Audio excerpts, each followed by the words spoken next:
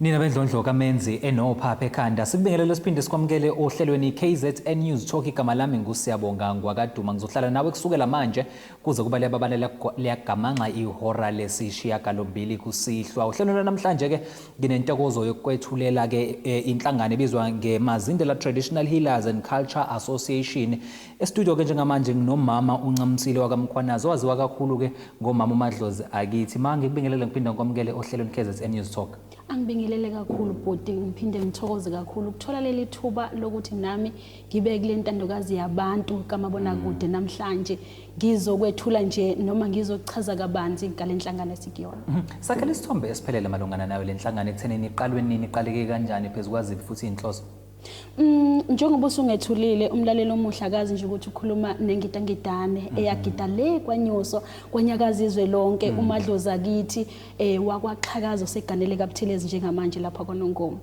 Engingakuchaza kakhulu lapha bhuti kuukuthi lenhlangano ibumbeke ngo2010 ya bengisesekhaya ngiseyintombazane lapha yana kaHlabisa eGwilini eHlambanyathi la ngikhulele khona.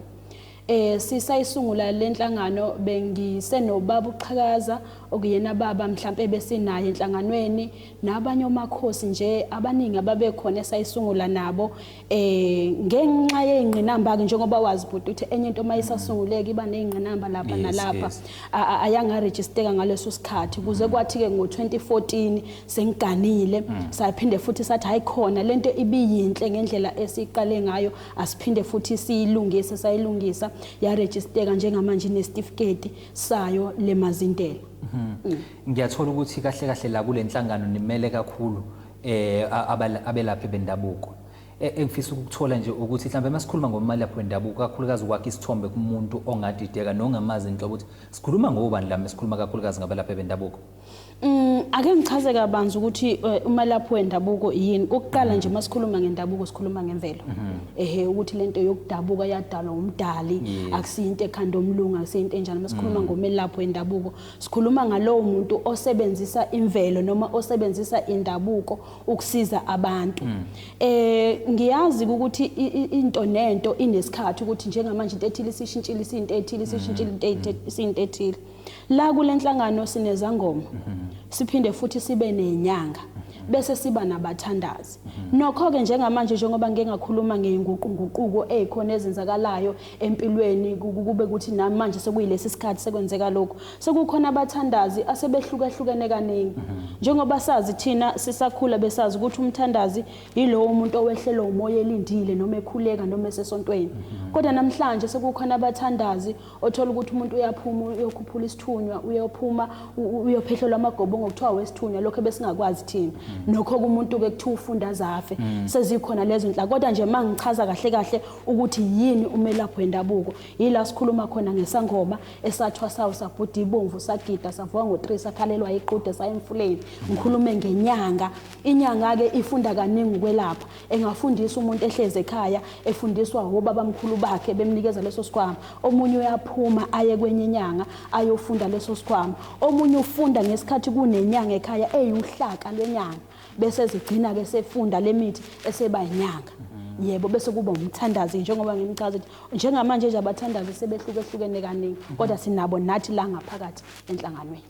Okusho ukuthi ukusabela ubizo lokho akuyona into engingayikhetha mhlawumbe ukuthi imisebenzi ayitholakala noma ayangisathanda ukusebenzela kwaKZN TV ake ngivele ngibisangoma ake ngivele ngibe inyanga akuyona into engingavele ngivuke kusasa ngithi sengiyinyanga njengamanje kunjalo nje kunjalo mntaka baba akusiyinto le ongathi uvuka nje namhlanje noma uvuka kusasa besuthi and into ebhlungu le njengoba siyinhlangano esihlalele phansi sayibuka ukuthi makuzothwasa umuntu ekhaya sisuke sazi ukuthi mayisethwasile kuzongena inkomo kube nemali kube nayo yonke into ekhaya mayisesebenza kodwa kunjalo akujatshulwa kuyakhala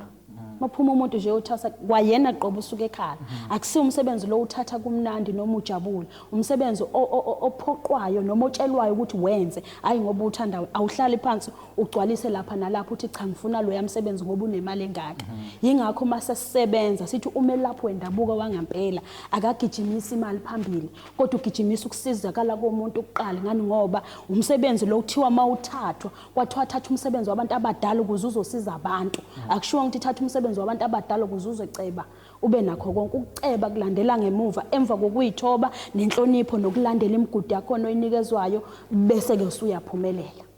Ngibheka inhlangano njengoba isikhona usho nokuthi iqale ngomuphi unyaka yazarejisteka ngomuphi. Ngakube eziphi ngempela izinto noma izimo eziphoqa ukuthi nize niyisungule le nhlangano njengona lokhu kubalula ukuthi ke ihlanganisele abantu osuke wababala izangoma bathandazi kanjalo nazo izinyanga. Ya mkhulu ngiyawubonga kakhulu lo mbuzo uyangijabulisa ngaphakathi ngoba uya lapha empandeni zokuthi ukuze kumile lesi sihlahla impande zakhona zisuka la isuka khona. Siye sabuka bezikhona ezinye inhlangano ebesingangena phansi kwazo nje ezabelaphi bendaba esingangena phansi kwazo siphile nazo sephezulu. Kodwa sathi masihlala phansi sibuka inhloso nqangi zakhona sathola ukuthi ayikhona akufiki la sicabanga khona. One into esayibukayo sabuka ukuthi yabona mawusungena ebolapheni kwendaba ukumelaphi kusuke sekuphelile ngawo naye enye indlela ongayenza. Angikhulumi ke ngalezi ingane esizibukayo ezithwasa zincane. Uthola ukuthi umuntu mhlawumbe uzohlukana nesikole elapha ko 4 5 6. Uyamcabanga nomuntu eneminyaka mhlawumbe ewu12 noma ewu15 ehlukana nesikole lapho ukuthi uyothi eneminyaka ewu8 uyobe njani. Ngoba ekwelapheni kwendabuko uma kungangenanga umuntu ekseni wazofuna lolo sizo ayikho enye into oyenzayo and kusuke kungavuma ukuthi usebenza kuvuma ukuthi uphathwe ufuna ukuthi uphathwe laba abanikazi bakho kusuke kungavuma ukuthi ufunde emva kwalokho yini ongayenza yilapho ke sithe thina cha ake sisungule lenhlangano ukuze sikwazi ukuphuma singena singqongqozwa eminyangweni engakwazi ukusilekelela ukuze lo muntu osengene lapha esemncane ngale kokuthi abheke umuntu ongena esangweni kube khona okunye akwenzayo okuhlobene nomsebenzi la awuthinyweyo. Isibonelo njengamanje sinohlelo lapha na kwaNongoma sathathwa sasiwa eSilver Glen sayofundisa ukuthi umuthi utshalwa kanjani umila kanjani uthatha isikhathi esingakanani ukuthi ube njani ngenhlobo zemithi. Njengamanje sifuna kube nensimu okuyiyona esizoyitshala sesiyazi ukuthi oza kwethu abanganayo lemithi esinayo thina labazoza bezoyithenga kithi. Sesiyazi ukuthi laboza kwethu abathwasa emadolobheni bengenayo into abangafunda ngayo ukuthi icembe lomthothile linjani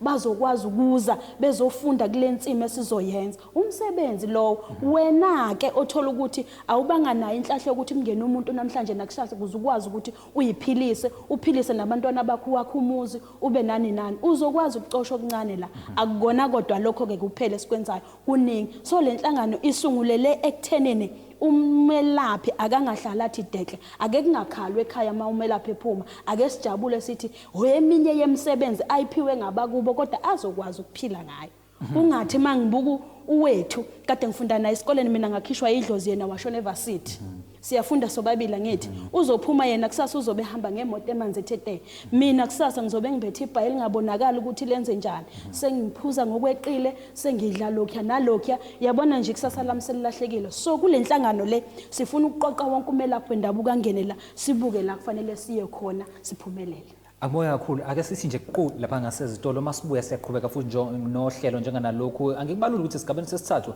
sophinda futhi sibe nalo elinye ilungu eliphuma ngaphansi kwayo lenhlangano okuwumhlonishwa uDlozi elihle wakabuthelezi naye ke futhi ozobeka amabili amathathu ngayo lenhlangano. KZN News Talk ukuqhushwa siyabuya.